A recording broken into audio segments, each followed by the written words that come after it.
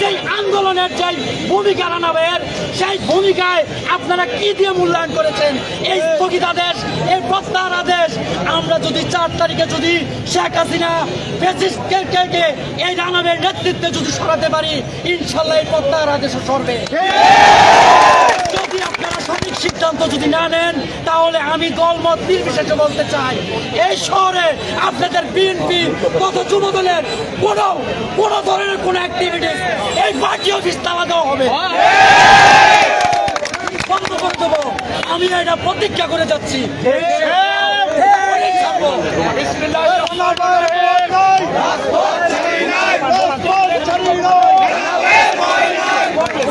নেতৃবৃন্দ, আপনারা একটি জিনিস অবগত হন, আজকে আন্দোলন সংগ্রামের সময় দেশনায়ক তারেক রহমান রানাভাইকে যে নির্দেশ দিয়েছেন, এর সাক্ষী আমি আর রায়হান।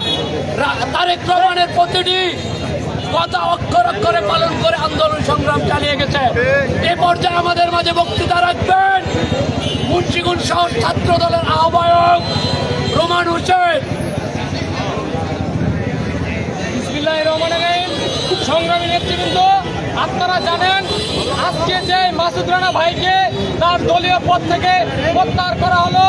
আমি কেন্দ্রীয় যুবদলকে বলতে চাই, আপনারা হয়তো জানেন না, বিগত দিনে এই স্বৈরশাসক শেখ হাসিনার আমলে মুন্সিগঞ্জ রাজপথে একমাত্র রানা ভাই সবচেয়ে বেশি সফল ছিল। তার নেতৃত্বে আমরা আন্দোলন সংগ্রাম করেছি। আপনারা কি জন্য এই মাসুদ রানা ভাইকে প্রত্যাহার করলেন, সেই জবাবদিহিতা আপনাদের করতে হবে। সংক্ষিপ্ত বক্তব্য শেষ করলাম। এই পর্যায়ে আমাদের মাঝে বক্তৃতা রাখবেন বিএনপি নেতা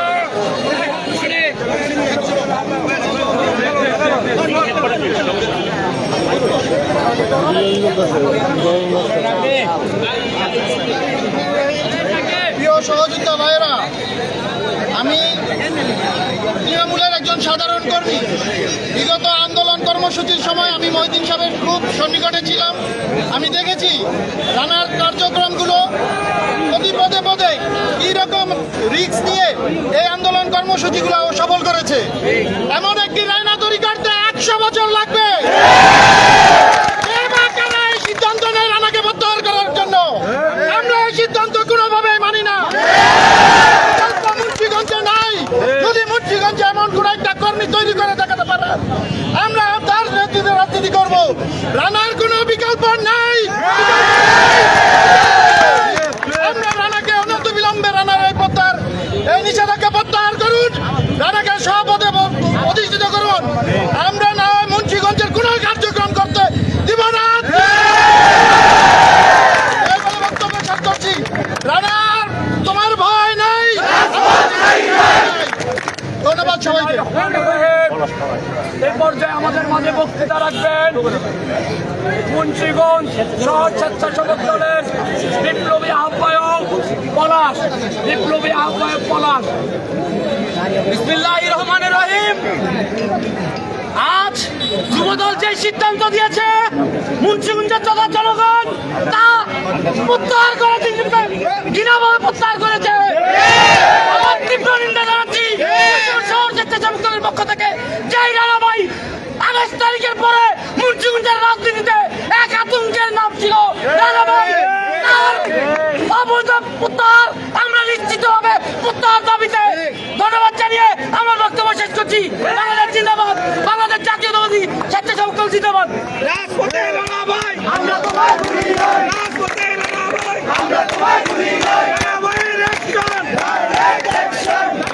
আমাদের মাঝে বক্তৃতা রাখবেন মুন্সিগঞ্জ জেলা যুবদলের যুগ্ম আহ্বায়ক সাবেক পিপি সরকারি হরমঙ্গ কলেজের মোস্তফা হাবিবে শাহরিয়ার। বিসমিল্লাহির রহমানির রহিম। উপস্থিত যুবকর্মীরা, ছাত্র ভাইয়েরা, আসসালামু আলাইকুম। আমরা জানি কোনো এক ব্যক্তিকে ইস্তকাদেশ দিতে হলে তাকে পরপর 1 বার 2 বার 3 বার সুযোগ করা চিঠি দিতে কিন্তু কোনো ধরনের হুকুম ছাড়াই একটি ব্যক্তিকে একটি পদ থেকে অব্যাহতি দিল, এটার খুব খারাপ এবং ন্যাক্কারজনক হয়েছে। আমরা এর বিরুদ্ধে তীব্র আন্দোলন করব। তারপর যুবদলের মুন্সিগঞ্জ জেলা শাখার সমস্ত কার্যক্রম স্থগিত থাকবে। এরপর পরবর্তীতে কোনো নির্দেশ না আসা পর্যন্ত আমাদের কালকে একটি ছোট মিটিং আছে, ওই মিটিংয়ের পরে আমরা স্বীকৃত ছেড়ে দিয়ে আমরা কর্মসূচি ঘোষণা করব। বলতে চাই, আজকের এই দুঃখের বিষয়, এই স্থগিতাদেশ অনতি বিলম্বে আপনারা প্রত্যাহার করুন, তা না হলে এর বিরুদ্ধে কঠিন জবাব দেওয়া হবে। এই আশাবাদ ব্যক্ত রেখে এখানকার সমাবেশ এবং বক্তৃতা আজকের মতো সমাপ্তি ঘোষণা করলাম। সবাইকে ধন্যবাদ। আসসালামু আলাইকুম।